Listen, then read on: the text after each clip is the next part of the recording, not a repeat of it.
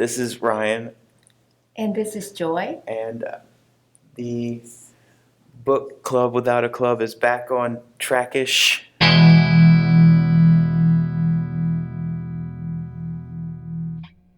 We've started the water margin as we've been claiming that we would. How far did you get?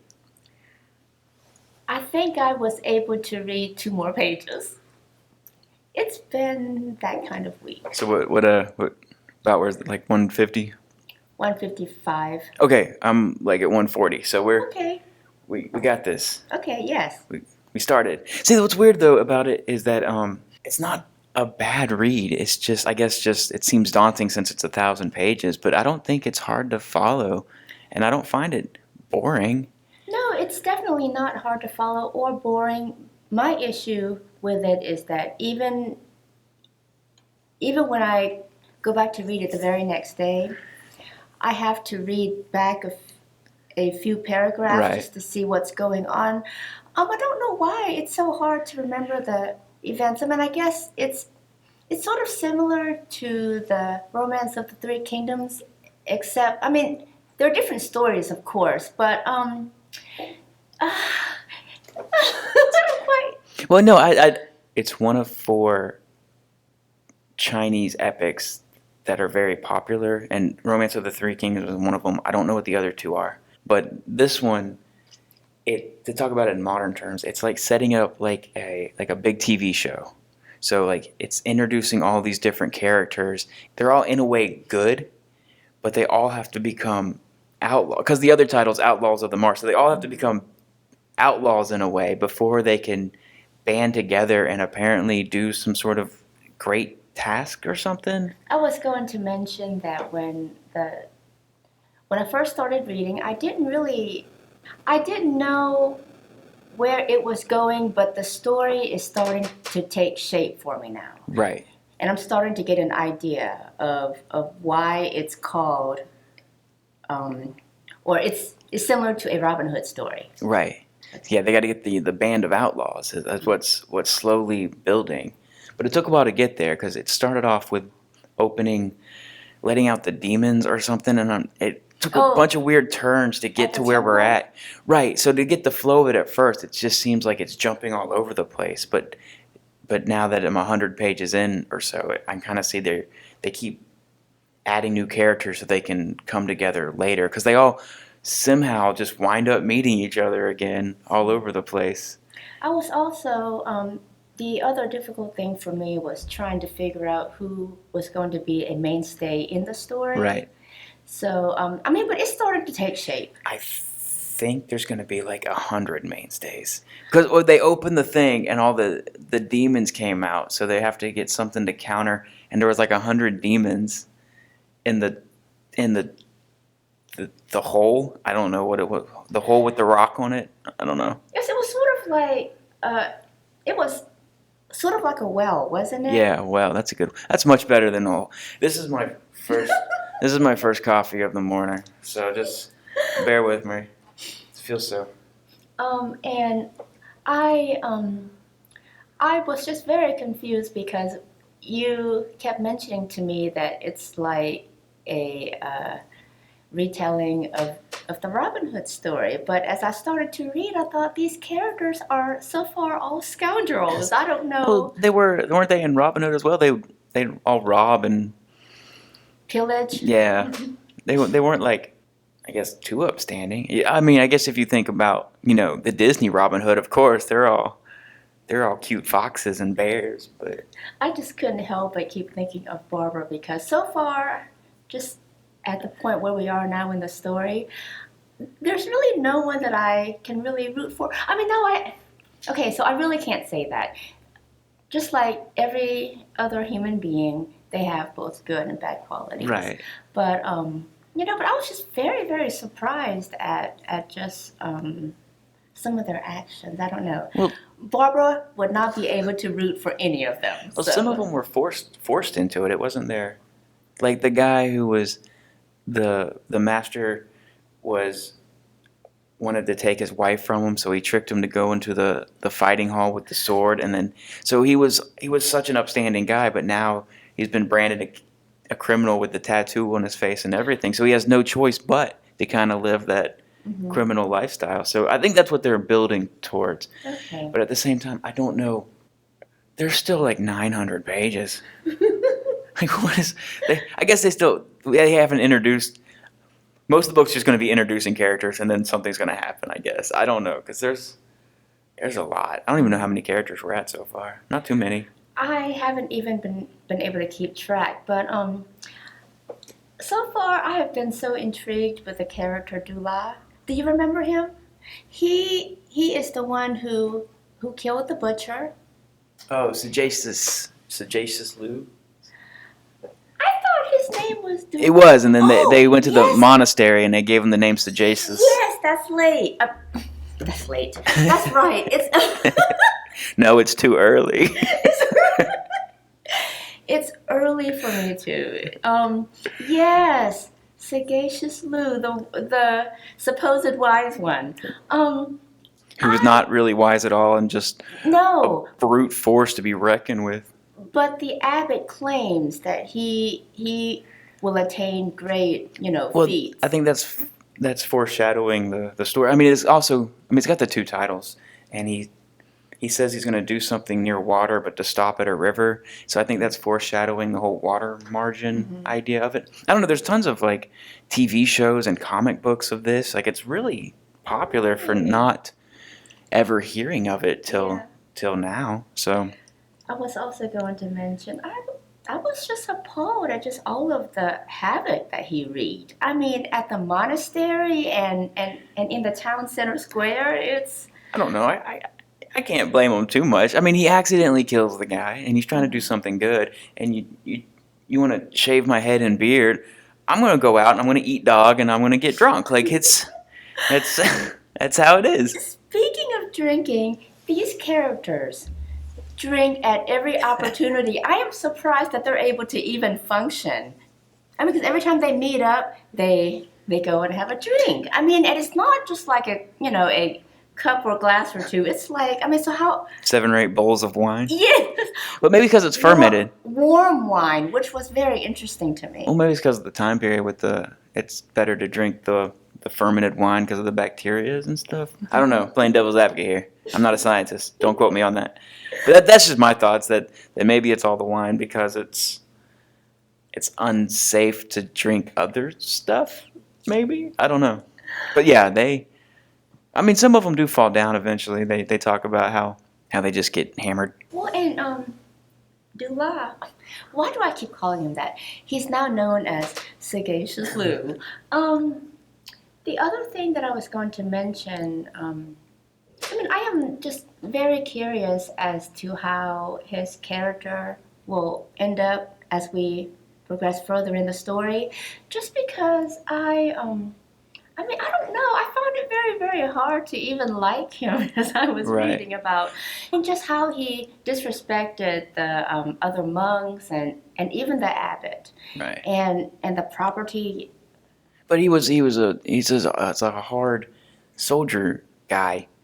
So I mean, he's a military guy, right? right, yeah, he's he was the head of something, and then you try to put him in this quiet monastery to meditate all day, he's gonna lose his mind. And he did basically. But I don't know. I could be way off on this, but I feel he's gonna be maybe the leader, because he's the only one that really had a premonition, and he's the one that kind of starts tying the other characters together, which I think will come back.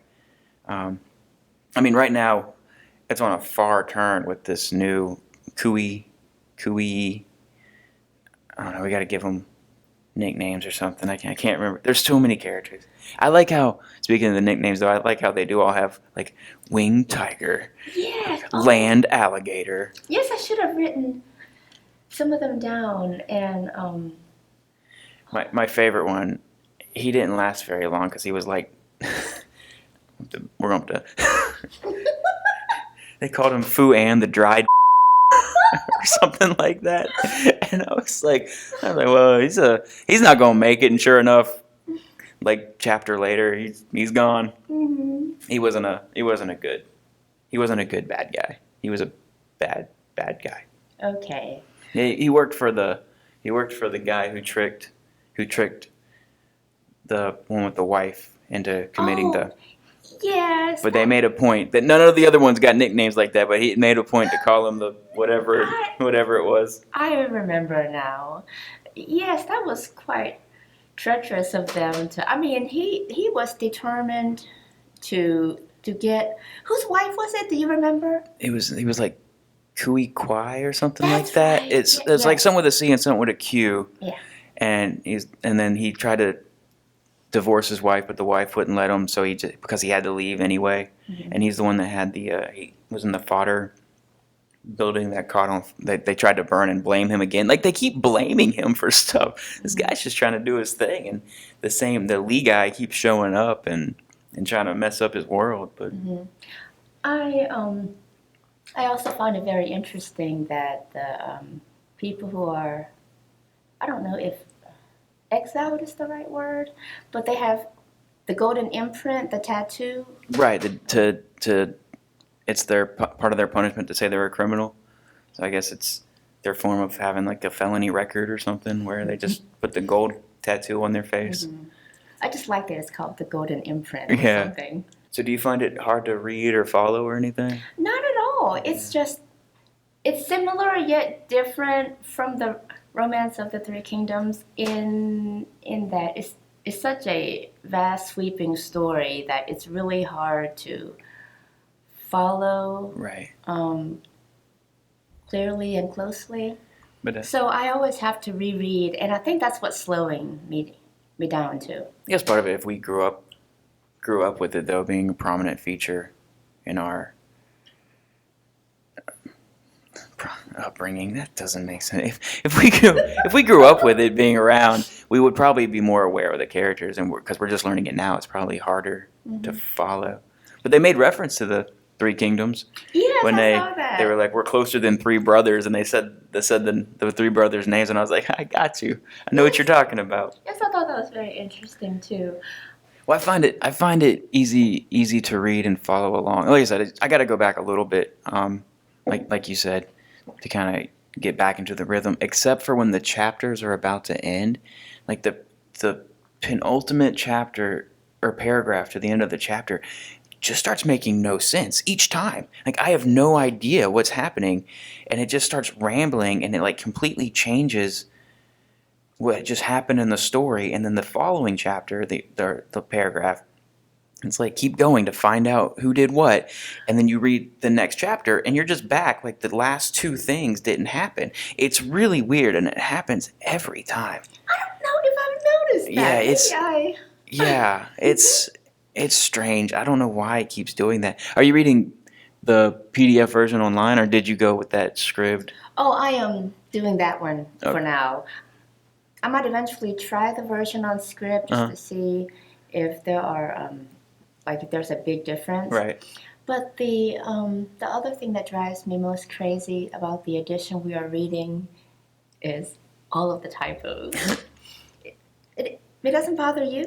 Well, the way I see, since it's something on here and someone typed it up and it's so fast, they probably just I'm more lenient with the typos, or like sometimes too, even when you read, if you type in like any sort of like, let's say like a rose for Emily, and someone made their own version, they might add a couple typos. So it's like, well, I didn't completely copy it.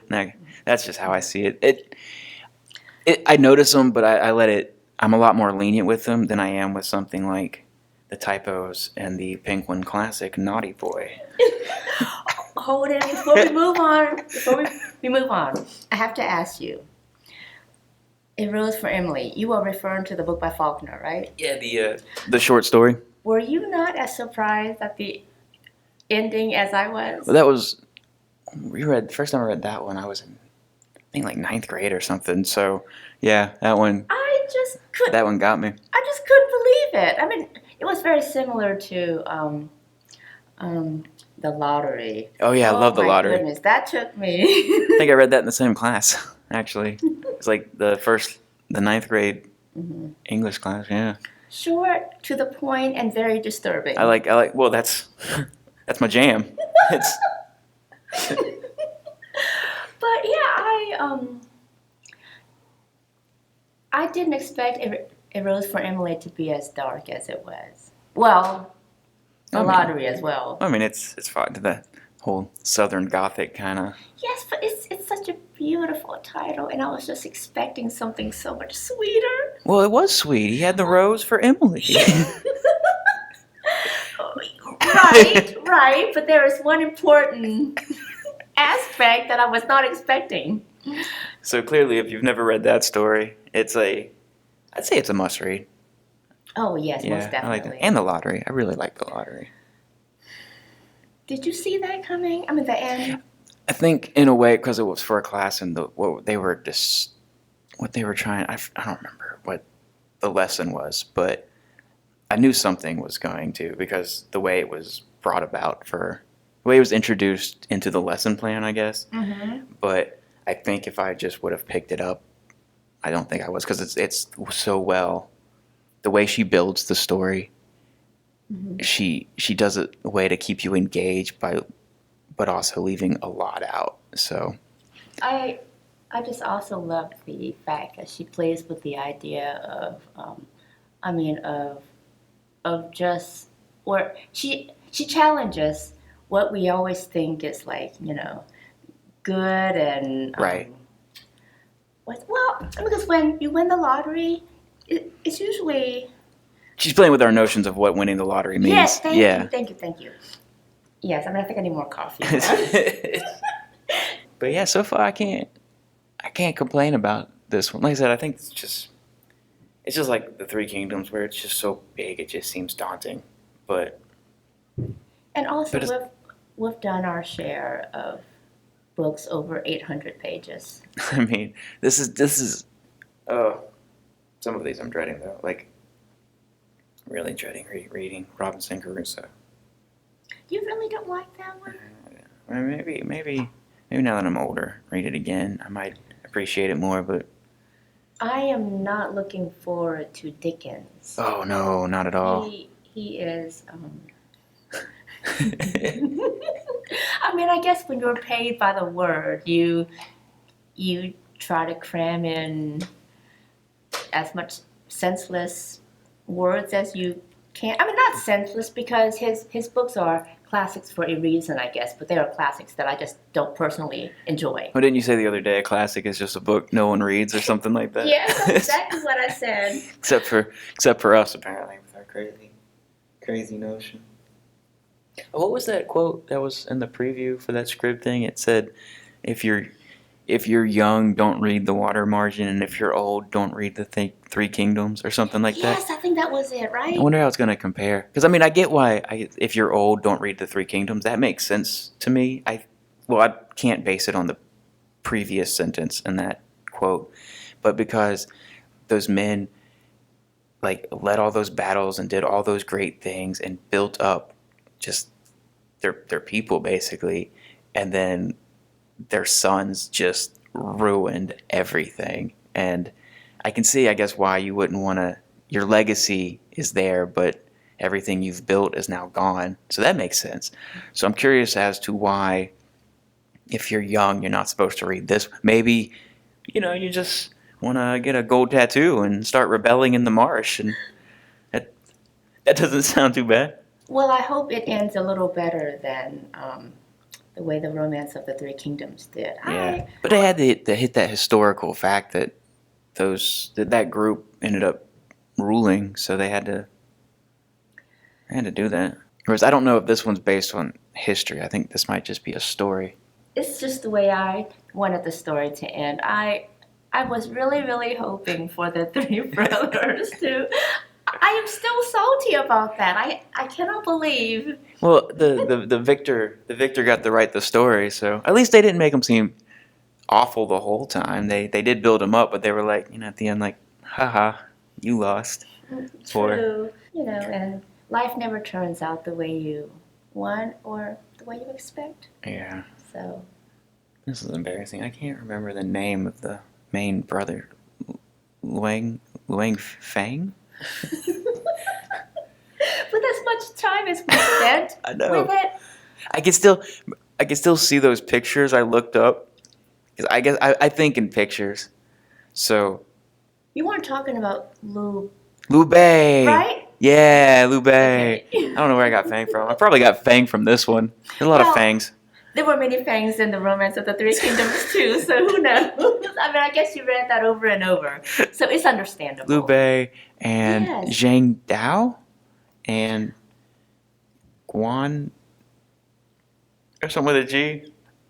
yes, the brother with the name that starts with a G was brought up a few times in this book, Right, but yeah. I don't remember what it Every was. time I wonder why they mention him more than any of the other brothers too. I guess because Right, he was the middle between the two. He wasn't the strategist or the hot-headed drunk like the other one. He was in the right, middle where he would follow military protocol, but at the same time he could chop your head off very easily. right. I like how this one too. They spend a little bit more time describing the characters as well. So like Sagacious Lou is like just 6'4" brick house, and then one of the guys they just introduced has the giant birthmark, but also red hair. But he's also seems like he's very, what's the word I'm looking for? Stocky? Stocky, yeah. And so that kind of helps since I can't do the whole picture thing like the other one. It kind of helps keep the characters separated. Do you think that he is focusing more on character development? I guess they might have to if turns out to be like 100 main characters or something. Keep them all separate. I don't know why I said it like that. Keep them all separate. It's ugly. Oh. I guess at this point, let's see if we can actually finish it or another big chunk of it. I really thought I could get to page 500. Who were we kidding? I mean, okay, so it's like a buffet. It's so long and everything looks so good. I put way too much on my plate. That's all. That's all it is. It's just a Chinese buffet, and I love Chinese buffet. It's You're not the only one. I mean, I think there's just yes. I have to agree with you. It's You ready to keep reading? yes. I am actually very excited to find out how things turn out, and yeah, to see where he takes the story, the characters, and I'm just hoping for a more satisfying ending. I'm not Yeah. exactly sure what I mean when I say satisfying, but just one that I I won't have to keep thinking and stewing Oh, I over. know what you mean. Well, I mean, you, Right? you spent 1,000 pages with the Three Kingdoms, and then to end like that after all that time, I know what you mean. You want it to, after devoting that much time and pages to it, you want to leave the buffet Right. satiated. In a good way, like not, not so full that I can't. I don't know. That's how I want to leave the buffet. I want you to roll me out. Chinese buffet. I want you to roll me out like the girl in Willy Wonka. I want to. That's I just still can't believe that he just killed off my characters. Okay, all right. I mean, I just have to get over it. That's just the way the story ended, and so. uh, and I was just going to quickly mention, with stories, I don't care that they are neatly tied up at the end. right. Okay, I just want a good, satisfying ending. Well, I guess we'll find Yeah. out in 900 pages. One quick question. Oh yeah, what's that? Um, so far, what do you like most about it? Ooh, I don't know. I'm a kind of a when I was especially growing up, like those movies and stories where the quests happen and like it's one person and they meet the next person somewhere between like Wizard of Oz and Conan the Barbarian, the sequel, the Destroyer. Um, it's, it has those vibes where it's like I feel like it's these characters are going to come together for like some sort of big thing, and I think what I like is my anticipation and curiosity to what will take place, and not necessarily the one thing that has taken place so far. though the rowdy group of violent people doesn't bother me. What you got?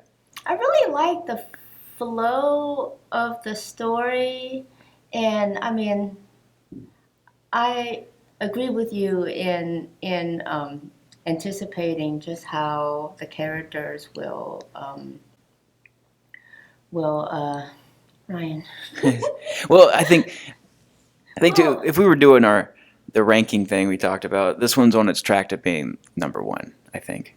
really? Yeah. Of all of the classics that we've read? Yeah, like the five of them that we've read, four or five. What is this number? What is this number four? I don't even remember. Right? Arabian Nights, One.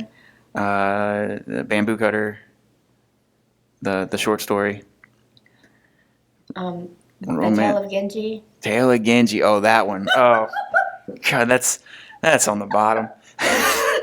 See, I even blocked it out. I couldn't even remember it. That's and then yeah, this number five. Number five. Okay. Okay. Yeah. So far, it's, like you said, if the ending is more satisfying, I think it's on its way to being number one. Okay. So you like it? I mean, so you feel that it's more consistent than the Arabian Nights. I mean, as far So as far, being, it's easier being to interesting. right because there was Arabian Nights. You had to go through. How did that kid put it? 400 4 pages, or how did he describe it? It was so funny. 100 pages of talking for 4 pages of action. Yes, that sounds That's right. that's my quote to live by right now. He was talking about The Lord of Lord the of the Rings. Rings. Yeah, That was just 100 you. pages of walking for 4 pages of action or something like. It was fantastic. That was just It was too my cute. favorite. I oh goodness, I lost my train of thought. I was gonna say something. Oh, I I mean it's not even worth mentioning, but I was just gonna say that if I never see a couplet again, it'll be too late. So I am so thankful, just so thankful that I don't have to deal with uh, that in this book, as far as I know. I mean, like even if they bring things up like that, Right. it's not. Well, when they do, it's the character actually writing a poem, and it makes sense for it. It's not just like randomly, like the poet said, and then something. It's them. It's only happened like 2 or 3 times, Mhm, and it's just them. I think mhm. their way of gathering their thoughts. So Okay. Yes, yes. But those couplets just didn't even make any sense, and there, it just seemed like they were just rambling about just. if we ever hit that 1,001 book, that if we do the whole thing, guarantee you're still going to turn and be like those couplets. I am still talking about those things to this very day.